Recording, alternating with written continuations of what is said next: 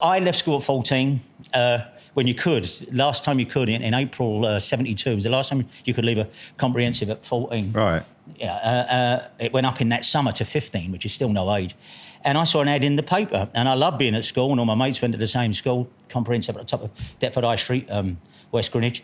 And I saw an ad in the paper, and I went and answered it. And it used to be in Dean Street, which is just not too far from where we recorded. There's a shop I used to go to after school every day, hang around in there, and they wanted an assistant. So I went there, and the two guys who run it were fantastic. Two guys, wonderful friends of mine. They became gay as tangerines, the pair of them. But they were so connected in Soho, and that becomes Jermaine, by the way. I don't just throw that in. John and Ian. I was a very good-looking young boy. You can look at it in my books, and you can see it. I don't just say that. Behold the ruins of a once great beauty. And and they gave us a job. Right. And I started at this shop, and within 3 days, I was. It was a very esoteric stock we used to import from America a lot, and there were no mega stores and all of this. And it was where all the heads and even the rock stars went. I didn't know that. And 3 days into it, Elton John walked in, went straight behind the counter, started serving himself, embraced John Gillespie, who turns out to be one of his first loves. Right. This is 72.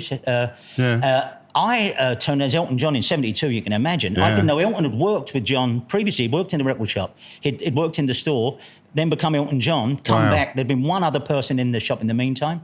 And I suddenly found myself at this centre, this hub of this kind of happening scene. How exciting. Rod Stewart comes in, Rod Stewart's manager comes in, people like Jimmy Page used to come in, Pete Townsend would come, McCartney, he had an account there. Seriously? Oh, no, and they thought, and it was a scene, they'd come and ask John what's going on. You know, they'd be away in the States, they'd come back and you got used to it. And suddenly, Elton, who I got on fantastically with from the get-go, he said to us, we were having parties, and so Rod Stewart and Billy Gaff had this thing, and a lot of very wealthy, there was a big gay scene in there, but as often happens, a lot of women hanging around the gay guys, and there were, people whose families owned the Marks and Spencers. Didn't shop in there, James, they owned it. And we found, me and my friends, where they found us amusing or whatever, but we certainly had our own. We were going to parties over in the King's Road and going in this scene.